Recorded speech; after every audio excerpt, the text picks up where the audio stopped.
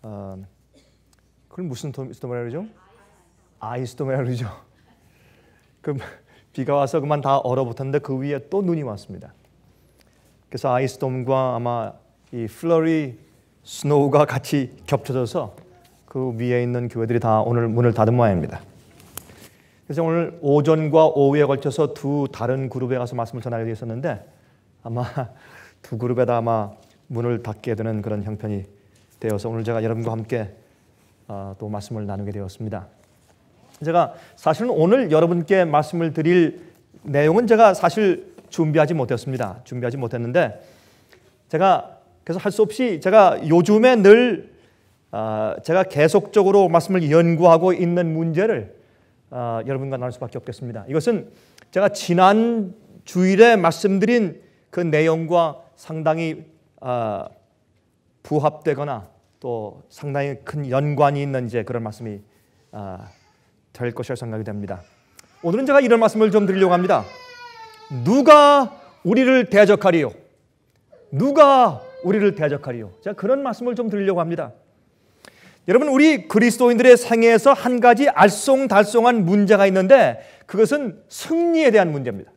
그렇죠? 우리가 죄를 이기고 마귀를 이기고 세상을 이기고 나를 이긴다 하는 이 승리에 대한 문제에 있어서 많은 그리스도인들이 알쏭달쏭해하는 것 같습니다. 우리는 그리스도와 함께 승리하는 자가 되어야 하며 또한 승리하고 있어야 한다고 성경이 말하고 있습니다. 그런데도 불구하고 많은 경우에 우리들의 마음은 맹성맹성합니다. 내가 지금 승리를 하고 있는 것인지 아니면 내가 지고 있는 것인지 내가 제대로 하고 있는 것인지 맹성맹성할 때가 참 많이 있습니다. 그래서 이 승리의 기쁨이나 확신을 느끼지 못하는 경우가 많이 있는 것을 보게 됩니다. 오히려 계속해서 내가 그리스도 생활에서 계속 지고 있는 것 같이 느끼며 사는 사람들이 많이 있는 것입니다. 실제로 우리가 살펴보면 이 패배 의식을 느끼는 그리스도인들이 참 많이 있는 것을 우리가 보게 됩니다.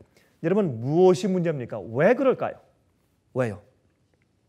우리의 대장 되신 예수님은 승리하셨는데 그 군대인 우리는 매일 패배자처럼 느끼고 사는 것입니다. 여러분, 가끔 그런 느낌을 느끼십니까? 하루를 다 지난 다음에 오늘은 난 패배했지. 그때 내가 오늘 또 졌구나. 내가 또 왜 이러지? 그런 패배감을 느낄 때가 많단 말입니다. 그래서 낙심하여 의기소침한 그리스도인들을 자주 만나게 됩니다. 여러분, 저는 다니면서 이 집회를 많이 하는 사람이기 때문에 집회할 때마다 사람들이 저에게 전화로 집회 끝난 다음에 와서 또 개인적으로 상담하면서 또 집회하는 시간 중간에 쉬는 시간에 어떤 때는 예를 들어서 하루에 제가 무슨 5시간, 6시간 시간을 쓴다고 하면 그 시간만 쓰는 게 아니라 그 중간중간 쉬는 시간에 끊임없이 와서 질문하고 대화하려는 사람들이 있기 때문에 또 그분들이 항상 하는 얘기가 있죠. 목사님 피곤하신데 쉬시게 해야 할 텐데 죄송합니다. 그러나 이때밖에 기회가 없으니까 제가 충분히 이해하죠. 또 그분들이 그렇게 저한테 해주길 원하고 저도 이런 기회밖에 없지 않습니까? 그분들에게는. 그래서 이제 어떤 분들은 제가 1년에 한 번밖에 못 만나고 어떤 분들은 2년에 한 번밖에 못 만나는 분들이에요. 그래서 그분들과 제가 마음을 터놓고 대화할 수밖에 없는데 많은 분들이 바로 이 문제 때문에 갈등하는 그런 질문을 해오는 것을 제가 종종 느끼면서 제가 이 문제에 대해서 제가 사실은 마음 가운데 좀 연구하고 있던 중이었습니다. 오늘 제가 말씀드리려는 계획을 하는 것은 아닌데 제가 이제 이런 갑작스러운 기회가 생겼으니까 좀 말씀을 좀 드려야 되겠습니다. 여러분, 로마서 8장 30절부터 있는 말씀을 좀 펴서 보도록 좀 하십시다. 로마서 8장 30절부터 있는 말씀을 제가 읽겠습니다. 30절부터 34절까지 있는 말씀을 보시면 이런 말씀이 기록되어 있는 것을 우리가 볼 수가 있습니다. 또 미리 정하신 그들을 또한 부르시고 부르신 그들을 또한 의롭다 하시고 의롭다 하신 그들을 또한 영화롭게 하셨느니라. 이 말씀은 이미 제가 지난번에 말씀을 드린 것처럼 하나님께서 우리를 창세 전부터 우리가 태어나기도 전에 미리 계획하시고 디자인하시고 설계하시고 하나님 입장에서는 이미 정하시고 주님께서 이것을 추진해 나가신단 말입니다. 우리가 거절하고 우리가 반역하고 우리가 나가기 때문에 주님께서 하실 수 없는 것이지 하나님 편에서는 이미 정해 놓으셨단 말입니다. 그래서 항상 여기에 미리 정하신 그들을 부르시고 또한 그들을 또한 의롭다 하시고 의롭다 하신 그들을 또한 영화롭게 하셨다는 것을 과거로 이미 영화롭게 되는 것은 미래지만은 이미 영화롭게 되었다고 그렇게 말을 하는 것을 우리가 다시 읽게 됩니다. 그 다음에 이게 말씀하기를 31절에 그런즉 이 일에 대하여 우리가 무슨 말 하리요? 자, 그러니 우리가 더 이상 무슨 말을 여기에 보탤 수 있겠느냐 말입니다. 만일 하나님이 우리를 위하시면 누가 우리를 대적하리요?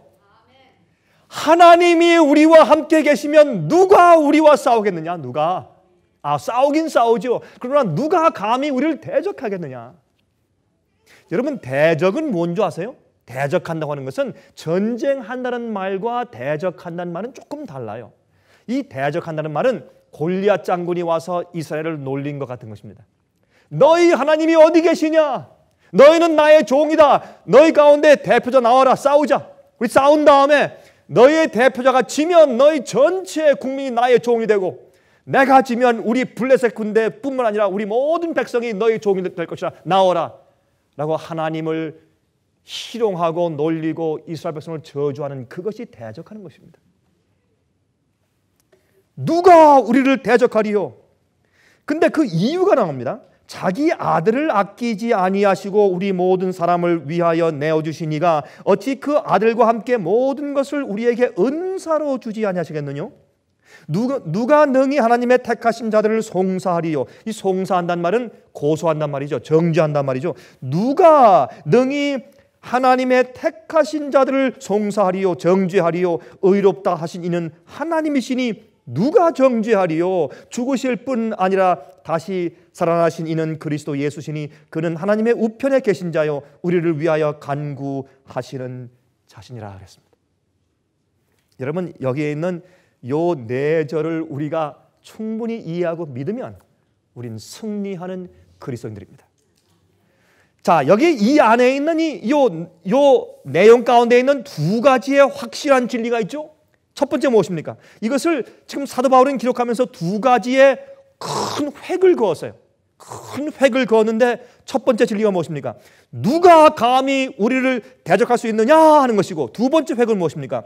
누가 감히 우리를 송사하고 정죄할 수 있으리요 하는 것입니다.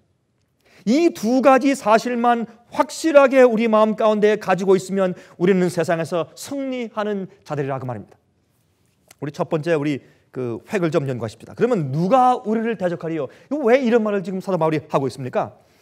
여러분, 예수 그리스도의 속죄의 은혜를 믿고 죄를 회개하며 주님께 마음을 바친 자들은 의롭다 하심을 받은 자들입니다. 우리가 예수님의 십자가의 속죄의 은혜를 믿고 거기에 반응해서 우리가 주님께 내 죄를 고백하고 회개하며 버리고 주 앞에 마음을 굴복하고 바친 자들은 의롭다 하심을 받은 자들입니다. 우리가 거기에 대해서 우리 마음 가운데 의심이 없어야 합니다. 여러분 마음 가운데 내가 주 앞에 마음이 굴복되었다 안 되었다 하는 사실에 대해서 확신이 없으면 여러분은 그리스도인 생활 가운데 문제가 있는 것입니다. 여러분, 우리 마음 가운데 내가 양심적으로 내 마음을 주 앞에 굴복한 상태에 있다 없다, 내가 지금 연약하게 쓰러졌다 안 했다, 그거와는 어떤 의미에서 무관한 것이에요. 내가 지금 내 마음을 주 앞에 다 바쳤다 안 바쳤다, 내가 주 앞에 굴복한 상태에 있다 없다는 것은 자기가 알아요. 그걸 모른다면 그거는 자기가 없는 거예요. 양심도 없고 생각도 없는 사람이죠. 그걸 알 수 있어요. 그 마음에 확신이 없는 자는 그리스도 인생의 출발이 잘못된 사람들입니다. 그래서 그는 항상 패배하고 있는 것입니다. 그러므로 이런 마음 가운데 확신이 있는 자들은 이제 마음 가운데 승리의 확신이 있는데 회개하지 않고 마음을 주님께 굴복하지 않은 자들은 마음속에 확신을 가질 수가 없습니다. 그러나 하나님을 사랑하고 믿는 자들은 의롭다 하심을 얻었을 뿐만 아니라 하나님의 뜻과 강력한 하나님의 의지 때문에, 그 계획 때문에 미리 우리가 영화롭게 되어서 하늘에서 멸류관을 쓰고 하나님 우편에 지금 앉아 있는 것이에요. 성경은 그렇게 설명하고 있습니다. 우리의 힘보다 하나님의 의지가 훨씬 더 강력하기 때문에 우리가 주님을 거절하고 떠나거나 반역하지 않으면 주님께서 그 일을 우리 속에서 이루신단 말입니다. 그런데 만약 하나님을 믿는 우리의 이 믿음이 확실하다면 그 다음에 큰 하나의 말이, 큰 획이 그 뒤에 따라오는데, 그것이 뭐냐면 만일 하나님이 우리를 위하시면 누가 우리를 대적하리요 하는 것이에요. 이건 확실한 주의 말씀이에요. 누가 감히 우리를 대적할 수 있겠는가? 여러분, 저는 저희 직원들에게나 아니면 제가 만나는 사람들에게 제가 기회 있으면 제가 늘 입버릇처럼 말하는 것이 있습니다. 우리가 진리 편에 서 있고, 우리가 진리 편에 서 있고 진리를 위해서 싸우고 일하고 있고, 하나님이 우리와 함께 하시는데 누가 우리를 대적하겠는가? 걱정할 것이 없어요. 만인이 천인이 우리를 반대하고 핍박해도 걱정할 것이 없어요. 우리가 진리 편에 있고 하나님이 우리를 위하시는데 누가 감히 우리를 대적해요? 대적할 사람이 없어요. 우리가 잘나서가 아니에요. 우리가 똑똑해서가 아니에요. 우리가 의로워서가 아니라 하나님이 우리를 위하시는데 누가 대적을 해요? 그건 불가능한 일이에요. 그런데 여기에 지금 사도 바울이 설명하는 것은, 그런데 왜 그러냐면요. 왜? Why? 그 이유는 자기 아들을 아끼지 아니하시고 우리 모든 사람을 위해서 내어 주신 그 하나님 아버지가 어찌 그 아들과 함께 모든 것을 우리에게 은사로 주지 아니하시겠느냐? 그 이유예요. 아무도 우리를 대적할 수 없는 것은, 그 이유는 또 아무도 우리를 정죄할 수 없는 것은 하나님께서 자기 아들을 주셨는데 더 이상 뭐 할 말이 있어? 그 말이에요. 아들을 주셨는데, 아니 여러분이죠.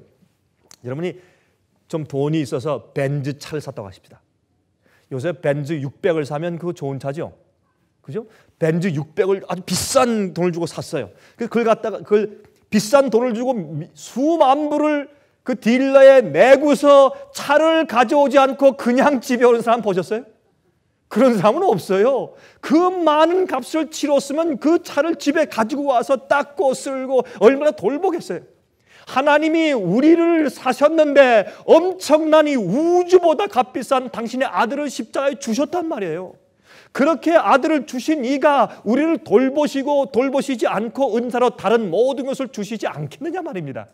그런 각도에서 보면서 누가 우리를 대적하리요? 왜? Why? 하나님이 우리에게 아들을 주셨다? 그 말이에요. 더 이상 할 말이 없다고 말입니다. 그렇게 지금 그거 말하고 있는 것입니다. 여러분이 살고 있는 집을 여러분이 아는 사람한테 집을 통째로 선물로 주었다고 하십시다. 집을 선물로 준 자가 접시 몇 개 달라는데 그거 안 주겠어요? 아니 집을 통째로 선물로 준 사람이 그 책상 하나 달라는데 그거 안 주겠냐 말이에요. 지금 그 말을 하고 있는 것이에요. 지금 사도 바울은. 여러분, 만약에 우리가 말이죠, 우리에게 100만 불을 선물로 준 고마운 사람한테 이렇게 불평한다고 하십시다. 저 사람 어저께 내가 20불을 빌려달라고 하는데 20불도 안 빌려주더라. 그렇게 고소하면 누가 믿겠냐 말이에요. 지금 그 말을 하고 있는 것이에요. 하나님이 아들을 우리에게 주셨는데 더 우리가 필요한 더한 모든 것들을 우리에게 왜 은사로 안 주시겠냐 말이에요. 왜? 이 말씀을 받고 말하면 아브라함이 자기의 가장 사랑하는, 자기 인생에서 가장 사랑하는 이삭, 자기 외아들을 데리고 모리아산에 올라가서 하나님께 번제로 바치려고 했는데 그 다른 것 어느 이상도 아브라함 마음 가운데, 자기 생애 가운데 하나님께 바치지 못할 것이 어디 있겠느냐 말입니다. 안 그래요?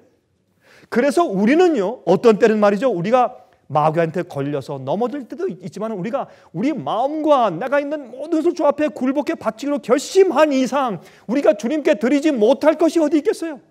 예? 몰라서 그렇지, 주님의 뜻을. 그러므로 또 다시 또 이것을 또 뒤바꿔 보면 그러한 우리에게 주님께서 안 주실 것이 어디 있겠느냐 말입니다. 우리가 지금 예수님께 만약 이렇게 말할 수 있다면 우리는 주님의 것입니다. 주여, 지금 내 마음을 주께 드립니다. 내 마음은 변하지 않았습니다. 주께서 영원히 내 마음을 차지하시길 원합니다. 이 말을 주님 앞에 진심으로 기도할 수 있는 사람이면 그 사람은 주님의 소유입니다. 주님께서 자기 것인데 왜 그에게 모든 것을 안 주시겠냐 말입니다. 그러므로 이 약속을 토대로 해서 우리는 승리할 수 있다라고 그런 우리한테 말해주고 있는 것입니다. 여러분 요한복음 10장 28절에 이렇게 말씀했어요. 요한복음 10장 28절에 예수께서 말씀하기를 내가 저희에게 영생을 주노니 영원히 멸망치 아니할 터이요 또 저희를 내 손에서 빼앗을 자가 없느니라. 저희를 주신 내 아버지는 만유보다 크심에 아무도 아버지 손에서 빼앗을 수 없느니라.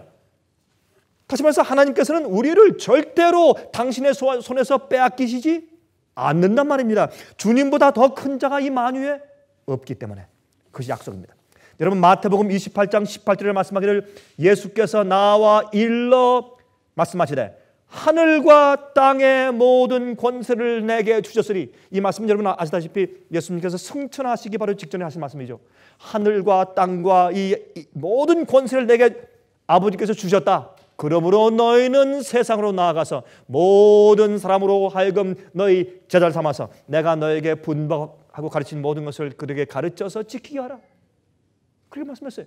자, 여기는 말씀 우리가 액면 그대로 이해해 보십시다. 예수께서 말씀하기를 하늘과 땅의 모든 권세를 내게 주셨으니 자 그렇다면 마귀에게 남겨진 권세가 얼마나 있습니까 지금? 예? 여기 있는 말씀에 의지하면 마귀에게 남겨진 권세가 얼마나 있어요? 없죠. Nothing. 하늘과 땅의 모든 권세를 예수님께서 내게 주셨기 때문에 마귀한테 아무것도 없는 거예요.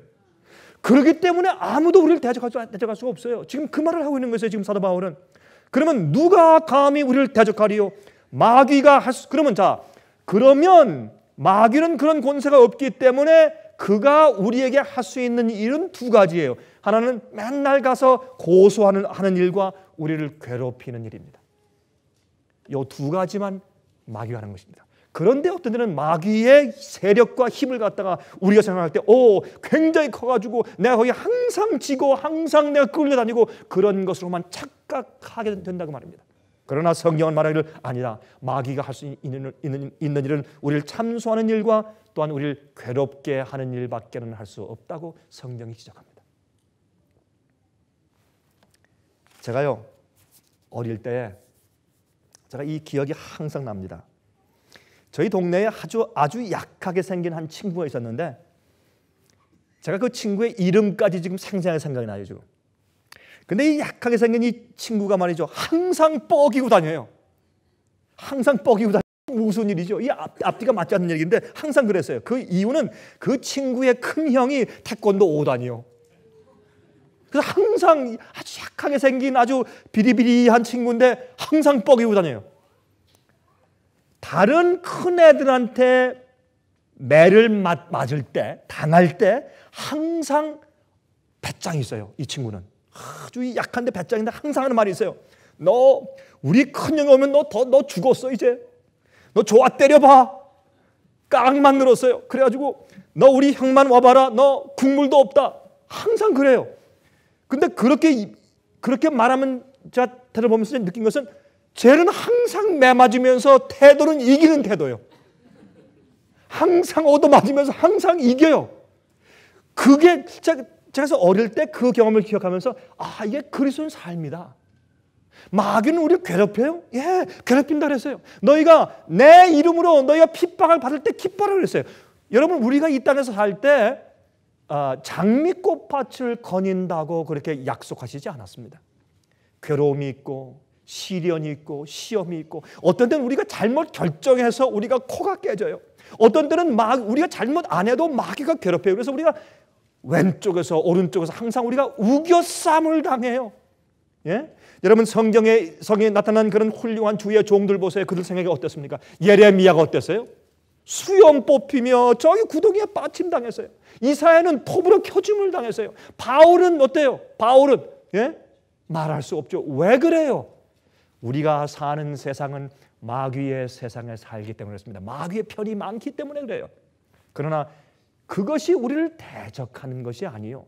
그런 일들이 우리의 영생을 빼앗아갈 수 없어요. 그런 것들이 우리를 실패하게 하거나 우리를 낭망시키거나 우리를 죄의 노예가 되게 만들 수가 없어요. 우리를 지게 만들 수가 없다 그 말입니다. 그런 것들은 전쟁할 때 캐주얼티예요. 캐주얼티입니다. 전쟁할 때 생기는 하나의 그 피해 상황들입니다. 여러분 그런데 제 친구 그 아이가 얻어맞으면서도 너 이제 우리 형만 와봐 너 국물 없어 그렇게 이제 이기는 태도를 하고 있을 때 하루는 갑자기 그 뒤에 갑자기 큰 그림자가 들이우면서 큰 형이 나타나요. 그리고 이렇게 말합니다. 누가 우리 동생을 때리는 거야?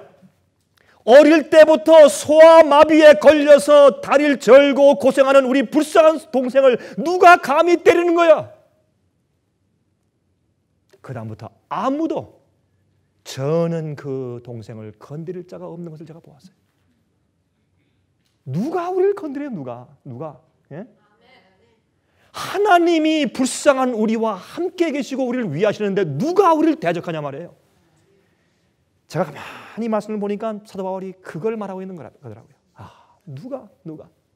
누가 우리를 감히 대적할 수 있을 것인가?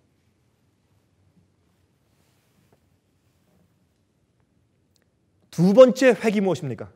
누가 우리를 송사하리요? 누가 우리를 정죄할 수 있겠는가? 그렇게 말을 하고 있어요. 여러분 요한계시록 12장을 좀 펴서 보시기 바랍니다. 요한계시록 12장 10절부터 12절까지 있는 말씀을 좀 펴서 읽겠습니다. 요한계시록 12장이에요. 요한계시록 12장 10절부터 12절까지 있는 말씀을 제가 읽겠습니다. 내가 또 들으니 하늘에 큰 음성이 있어 가로되 이제 우리 하나님의 구원과 능력과 나라와 또 그의 그리스도의 권세가 이루었으니 우리 형제들을 참소하던 자 곧 우리 하나님 앞에서 밤낮 참소하던 자가 쫓겨났고 또 여러 형제가 어린 양의 피와 자기의 증거하는 말을 인하여 저를 이기었으니 그들은 죽기까지 자기 생명을 아끼지 아니하였도다.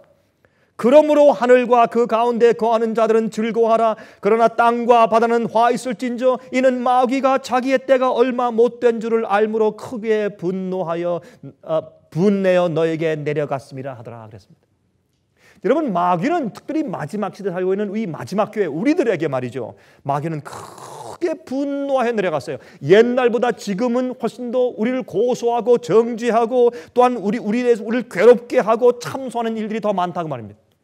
그래서 우리가 사실은 옛날보다 지금 훨씬 더 낙심하거나 쓰러지거나 또 아니면 의기소침할 그럴 가능성이 더 많은 시대에 우리가 살고 있어요. 마귀가 분내 내려갔으니까. 왜? 마지막 시대에 하나님의 계명을 지키며 예수의 증거를 가진 여자의 남은 무리가 참으로 하나님 앞에 하나님이 우리를 위하시고 내가 주님의 백성이고 주님께서 내 속에 거하시고 그래서 내가 주님의 뜻대로 살 수 있고 주님의 계명을 지키며 살 수 있는 품성을 드러내기 위한 교회이기 때문에 마귀는 마지막 시대에 크게 공격을 하는 것입니다.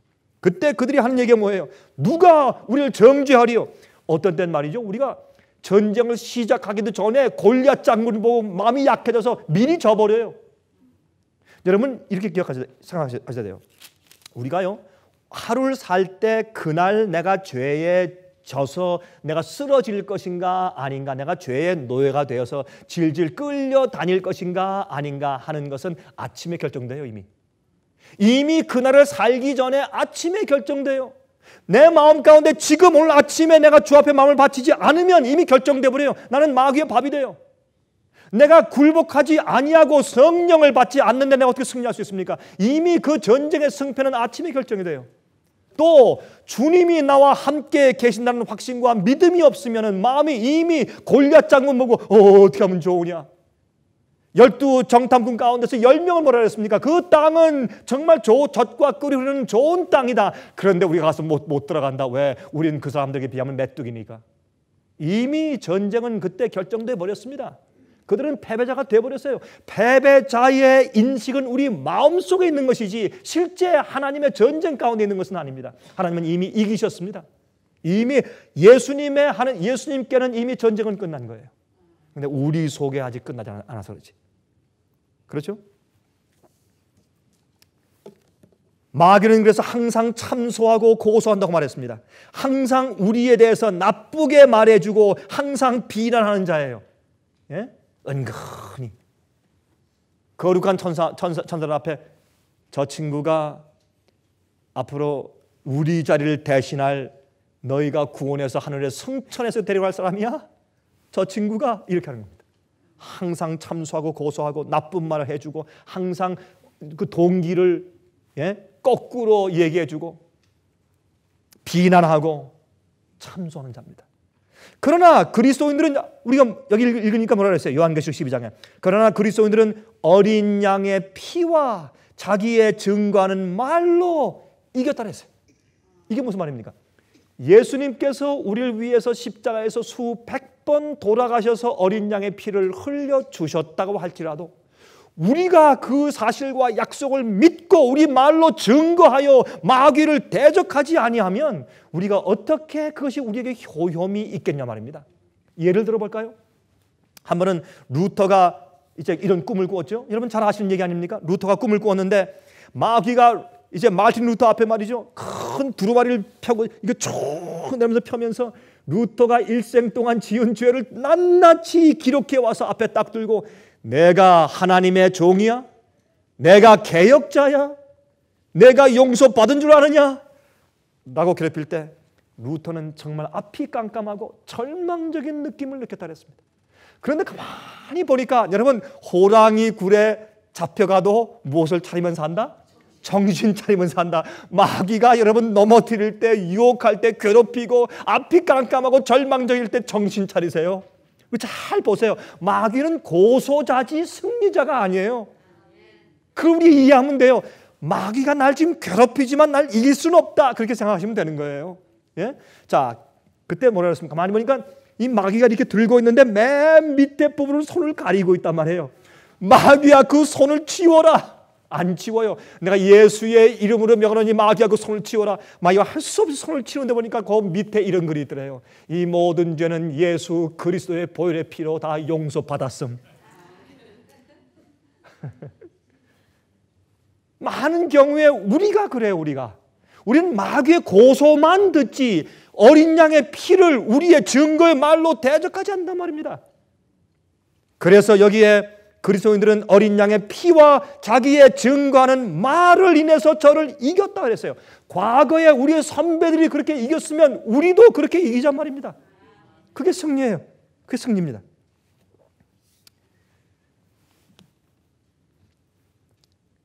하나님께서 그러므로 의롭다고 하신 자들을 누가 감히 정죄할 수 있겠느냐 말입니다. 그런데 가끔 말이죠, 전 이런 질문을 자주 받습니다. 여러분들도 그런 질문을 이제 혹시 하실지 모르겠는데, 우리가 이미 회개했는데 고백하고 용서를 받은 줄 알고 또 그렇게 약속이 돼 있으니까 뭐 하늘에 너희 죄를 용서해 줬음 하는 글씨는 써 있지 않지만은 약속을 따라서 내가 회개했고 고백했고 진심으로 죄를 슬퍼해서 내가 주 앞에 드리고서 내가 용서받았는데 왜 가끔 그 죄가 자꾸 계속해서 반복적으로 내 마음에 떠오릅니까? 그 참 이상한 일 아닙니까? 아니, 용서받았으면 주님께서 우리 죄를 저 깊은 바다에 던지시겠다고 미가서에 약속했으면 5장에, 그러면 던지셔야지 왜 자꾸 우리 마음 가운데 기억이 나느냐 말입니다. 여러분, 그것은 이유가 있습니다. 여러분, 그것은 하나님의 역사가 아닙니다. 하나님께서는 우리 마음 가운데 우리가 죄를 회개하고 고백하고 버리지 않을 때 성령을 통해서 우리 마음 가운데 죄책감을 일으키시고 우리 마음 가운데 호소하십니다. 그건 주님의 역사죠. 구원의 역사죠. 그런데 그 역사를 우리가 받을 때 회개하고 고백하고 굴복하고 우리가 용서받죠.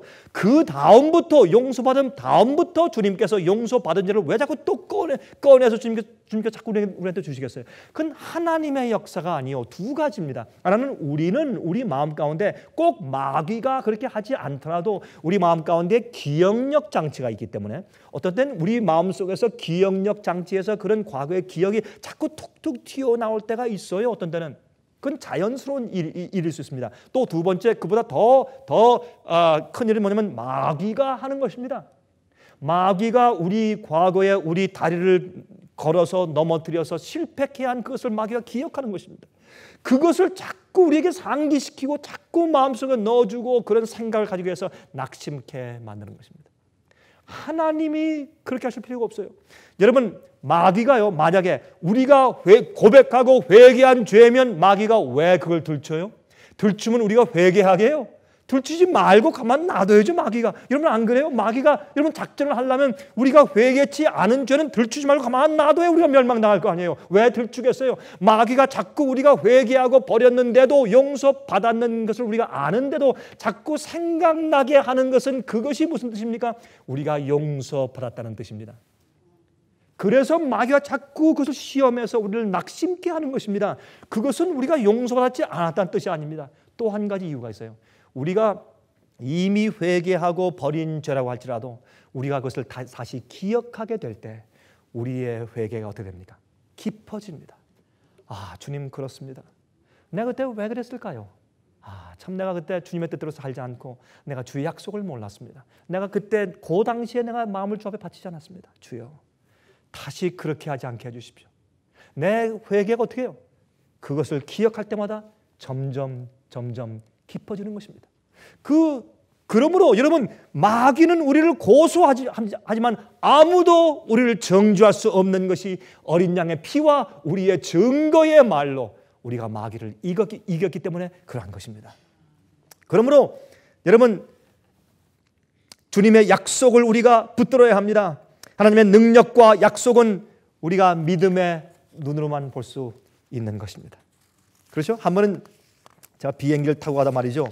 저희 집사람이 이렇게 하더라고요. 이제 밖을 내다보면서 저 검은 구름 위에 아직도 햇볕이 있네. 다 아는 얘기죠. 아니 구름 위에 해가 그냥 있다. 그걸 모르는 사람이 누가 있겠어요. 밑에는 그냥 막 눈보라가 치고 비가 오더라도 그 위에는 항상 햇빛이 있죠. 그러나 비행기를 타고 구름 위에 올라가면서 비가 막 왔는데 그 위에 올라와서 보니까 정말 햇빛만 짝짝 나니까 구름 위에 햇빛이 있네. 다 아는 얘기지만 우리가 경험할 때 그게 새로운 겁니다. 우리가 예수 그리스도의 은혜와 성령의 새롭게 하심과 죄에 대한 승리와 마귀를 대적해서 이기는 경험을 할 때마다 주의 약속을 우리 마음 가운데 실현할 때마다 그것이 우리 마음 가운데 새삼스러운 겁니다. 매일매일 그것이 새삼스러워져야 합니다. 그것이 승리하는 그리스도인들입니다. 우리는 마귀의 거짓말에 속지 말아야 할 것입니다. 잘못된 생각들입니다. 예수님께서 우리를 위해서 지금 간구하고 계십니다. 지금도 살아계셔서 하나님 우편에서 우리를 위해서 간구하시는 자니라 그랬어요. 아까 그 말씀 읽었지 않습니까? 그분이 계신 한 우리는 아무도 우리에게 정죄할 자가 없고 누가 우리를 송사할 것이며 누가 우리를 대적하리요? 그래. 아들을 주신 하나님이 모든 것을 우리에게 은사로 주시지 않겠느냐? 아멘 하면 그만이에요. 이거는요. 어떤 사람은 그래요. 목사님은요. 외성적인 성격이고요. 쾌활한 성격이시니까 그게 가능하죠. 저는요. 내 성격이라 그게 불가능해요. 아니에요. 성격 때문에 그런 게 아니에요. 여러분들의 생각 구조를 무엇을 믿고 어디에 어디에 집중해서 사는 생활의 생각의 구조의 습관을 키웠느냐의 문제가 있어요. 그래서 여러분 생각 구조와 습관의 문제가 있는 것이에요. 자꾸 긍정적이고 예수님의 보혈의 은혜에 집중하는 습관을 자꾸 키우세요. 마귀의 속삭이는 말을 듣지 말고 하나님의 예수 그리스도의 말씀을 들으세요. 그래서 성경을 자꾸 읽으세요. 말씀이 육신이 돼요. 그게 무슨 말이에요? 하나님이 예수님 성육신 되었다. 그 말뿐만 아니라 예수님의 말씀, 성령 말씀 자체가 내 속에, 내 육신 속에 들어와서 나화하는 거예요. 내가 되는 거예요. 말씀 자체가 내가 되는 거예요. 말씀의 진리의 그 말씀이 내 속에 마귀가 넣어주는 속삭임보다 하나님의 약속과 말씀이 내 속에 들어와서 나를 이루기 때문에 믿음의 사람이 되는 것입니다. 근데 이것은 눈에 보이지 않는 것이에요. 여러분 눈에 보이지 않는 게 눈에 보이는 것보다 더 많습니다. 맞아요? 눈에 안 보이는 게요. 눈에 보이는 것보다 훨씬 더 많아요. 옛날엔 눈에 안 보여서 미생물이 없는 줄 알았어요. 옛날엔 눈에 안 보이기 때문에 박테리아와 세균이 없는 줄 알았어요. 그러나 눈에 보인 다음에 적은 우주가 우리가 눈에 보이는 것보다 훨씬 더 많은 것을 알게 되었어요. DNA 몰랐어요. 보기 전까지. 우리 세포를 보기 전까지 몰랐어요. 세포 속에 보니까 엄청난 인포메이션과 도서관이 있어요. 큰 우주에도 보이지 않는 엄청난 별들이 있어요. 눈에 보이는 것보다 보이지 않는 것이 훨씬 많아요, 여러분. 보이지 않는 것을 믿으세요. 그냥 맹목적이 아니라 우리가 경험하고 주께서 말씀하신 것들이 이루어지는 것을 알고, 그래서 예언이 중요하죠. 말씀들을 우리가 이해하고 경험하고 예언을 보면서 보이지 않는 것들을 믿고 신뢰하십시오. 그것이 믿음입니다. 나는 보아야지 믿어. 난 보고 만져야지 믿어. 도마 같은 믿음을 가진 것을 제가 이해는 하지만 여러분 그렇게 하시다간 여러분 죽기까지 정말 믿지 못하고 불쌍하게 죽어가십니다. 우리가 믿어야 합니다. 여러분 엘리사의 경험을 보십시오. 엘리사가 그의 종 게하시와 함께 한 번은 사마리아 성에 내려갔을 때 일을 여러분 잘 기억하시죠? 여러분 열왕기하 6장에 기록되어 있죠. 열왕기하 6장 14절부터 17절까지 읽으면 이런 말이 있어요. 왕이, 이것은 아람 왕이죠. 왕이 이에 말과 병거와 많은 군사를 보내매 저희가 밤에 가서 그 성을 에워쌌더라. 하나님의 사람의 수종드는 자가 일찍이 일어나서 나가보니 군사와 말과 병거가 성을 에워쌌는지라. 그 사환이 엘리사에게 고하되 내 주여 우리가 어찌하리이까? 대답하되 두려워하지 말라. 우리와 함께한 자가 저와 함께한 자보다 많으니라 하고. 저 아람 사람들이 우리를 잡으러 왔는데 저 군대보다 우리와 함께한 군대가 더 많다. 게하시가 말이죠. 주인님 무슨 말씀하시는 겁니까? 주인과 나 지금 둘밖에 없는데. 그때 이제 그가 기도합니다. 여호와여 원컨대 저의 눈을 열어서 보게 하옵소서 하니 여호와께서 그 사환의 눈을 여심해 저가 보니 불말과 병거가 산에 가득하여 엘리사를 둘렀더라. 어떻게 얼마나 많으면 산에 가득해요. 이 원수의 군대는 성 주위를 둘렀는데 성 주위에 산이 있으니까 그 주위에 산이 쫙 둘려 있으니까 산에 가득해. 근데 이 아람 군대는 말과 병거인데요. 하나님의 군대는요 불말과 불병거예요. 빛나는.